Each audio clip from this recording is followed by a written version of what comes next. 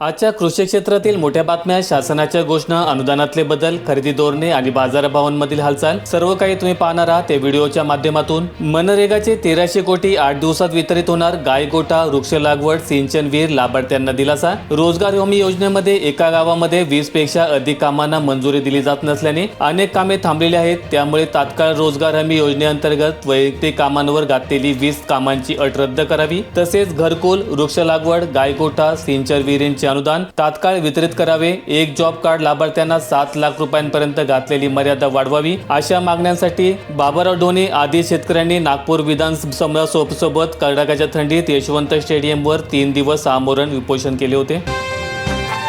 अखेर शेततळ्यांसाठी 15 कोटींचा निधी, 100 कोटींना मान्यता, कृषीला मुहूर्त मिळाला। मुख्यमंत्री कृषी शाश्वत सिंचन योजनेअंतर्गत शेततळ्यांसाठी 100 कोटी रुपयांपैकी 15 कोटी रुपयांचा निधी देण्यास अखेर कृषी विभागाला मुहूर्त मिळालेला आहे। माणिकराव कोकाटेंचे मंत्रिपद धोक्यात, 30 वर्षांपूर्वीच्या सदनिका घोटाळा प्रकरणी 2 वर्षांची शिक्षा कायम। शासकीय कोट्यातील 10% सदनिका गैरव्यवहार प्रकरणी 2 वर्षे आणि 10,000 रुपये दंडाची शिक्षा जिल्हा सत्र न्यायालयाने कायम ठेवली आहे। हा निकाल मंत्री कोकाटेंसाठी मोठा धक्का मानला जातोय। या निकालामुळे स्थानिक स्वराज्य संस्थांच्या निवडणुकांच्या तोंडावर त्यांची आमदारकी आणि मंत्रिपद देखील धोक्यात आलेलं आहे। सोयाबीनची खरेदी उद्दिष्टाच्या 8%, अडथळ्यांमुळे हजारो शेतकरी प्रतीक्षेत, चौकशीसाठी वारंवार फेऱ्या। खरेदी केंद्रांवर केवळ FAQ दर्जाचाच माल स्वीकारला जात असल्यामुळे मोठ्या प्रमाणात सोयाबीन परत पाठवलं जाते। यामुळे शेतकऱ्यांचा वेळ, खर्च आणि मनस्ताप वाढलाय। काही ठिकाणी ग्रेडर पैसे मागण्याचे प्रकार देखील समोर आलेले आहेत। PM किसानच्या निधीत वाढ करण्याचा प्रस्ताव नाही, कृषी आणि शेतकरी कल्याण राज्यमंत्री रामनाथ ठाकूर यांची सभागृहात माहिती। PM किसान सन्मान निधी योजनेअंतर्गत शेतकऱ्यांना मिळणारी वार्षिक आर्थिक मदत 6,000 रुपयांवरून 12,000 रुपये करण्याचा सध्या कोणताही प्रस्ताव सरकारच्या विचाराधीन नाही, अशी स्पष्ट माहिती केंद्र सरकारने संसदेत दिली। शेतीमालावरील वायदेबंदी उठवण्याच्या हालचाली। सोयाबीनसह 7 शेतीमालांच्या वायदेबंदीला 4 वर्षे पूर्ण झाली असून 31 मार्च पर्यंत बंदी कायम असणार आहे। पण आता securities and exchange board of India अर्थात सेबीने स्थापन केलेली समिती वायदेबंदी उठवण्याच्या मागणी करत आहे। शक्तीपीठ महामार्ग आता साताऱ्यातूनही जाणार, प्रस्ताव लवकरच राज्य सरकारकडे। 803 किलोमीटर महामार्गातील अंदाजे 280 किलोमीटरच्या संरेखात बदल करण्यात आलाय। सुधारित संरेखानुसार आता 803 किलोमीटरचा महामार्ग थेट 840 किलोमीटरचा झालेला आहे। सावकारी तगाद्यापायी बळीराजाने विकली किडनी, चंद्रपुरातील धक्कादायक प्रकार। 1 लाखाचे कर्ज पोहोचले 74 लाखांवर। ग्रामीण रोजगाराबाबत मोठा बदल, मनरेगाच्या जागी आता नवीन कायदा, 125 दिवसांच्या रोजगाराची हमी। महात्मा गांधी राष्ट्रीय ग्रामीण रोजगार हमी कायदा अर्थात मनरेगाची जागा आता नव्या विकसित भारत रोजगार आणि उपजीविका हमी ग्रामीण कायदा घेणार आहे।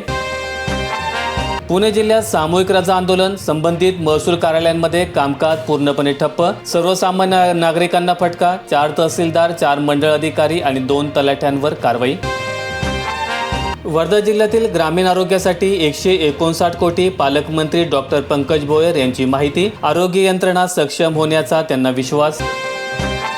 बारदाना पुरवठ्याअभावी सोयाबीन खरेदी ठप्प, बारदाना संपल्यामुळे परभणी, हिंगोली जिल्ह्यातील मार्केटिंग फेडरेशनच्या अंतर्गत केंद्रावरील हमीभाव सोयाबीनची खरेदी सोमवार 15 पासून बंद ठप्प झाली आहे।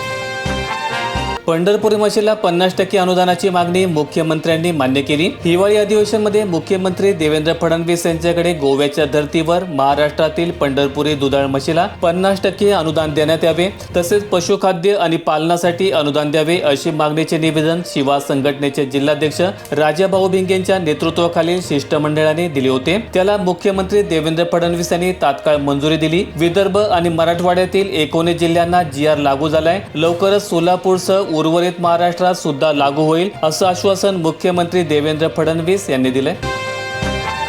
पुणे नाशिक रेल्वे नवा नको, जुना मार्गच हवा। नव्या मार्गाचा काडीचाही फायदा नसल्याची शेतकरी आणि सर्वसामान्यांची भावना। मार्गात बदल होण्यामागे थोरात आणि विखे वादांची किनार असल्याची चर्चा। वस्तुस्थितीकडे दुर्लक्ष न करण्याची शेतकरी आणि प्रवाशांची मागणी।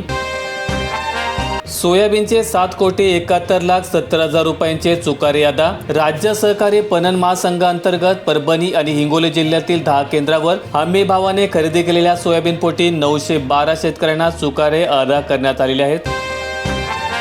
योजना कागदावर कामगार बाहेर. अमरावती जिल्ह्यात निम्म्याहून अधिक अर्ज नामंजूर. कामगार कल्याण योजनांचा बोजवारा उडालाय. जिल्हा कामगार कल्याण विभागामार्फत राबवण्यात येणाऱ्या विविध योजनांचा लाभ घेण्यासाठी अमरावती जिल्ह्यातील तब्बल 1,25,054 कामगारांनी अर्ज केलं होतं. मात्र त्यापैकी केवळ 48,014 जणांचाच अर्ज मंजूर झाले आहेत.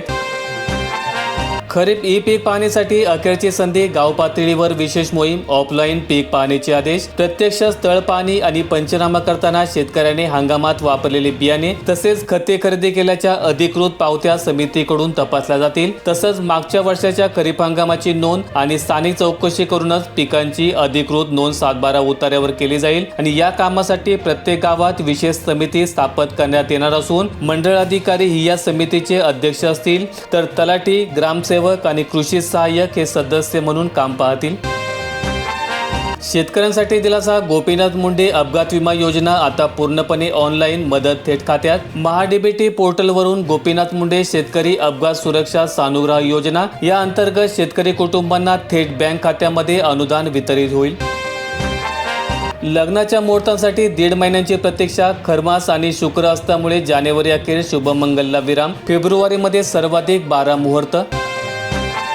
क्रीडा मंत्री माणिकराव कोकाटेंच्या राजीनाम्यावर शिक्कामोर्तब. अजित पवार आणि देवेंद्र फडणवीस भेटीने खळबळ. क्रीडा मंत्री माणिकराव कोकाटेंच्या राजीनाम्याबाबत मोठी राजकीय चर्चा सुरू आहे. उपमुख्यमंत्री अजित पवार यांनी मुख्यमंत्री देवेंद्र फडणवीसांची भेट घेतल्यानंतर राजकीय वर्तुळात खळबळ उडाली.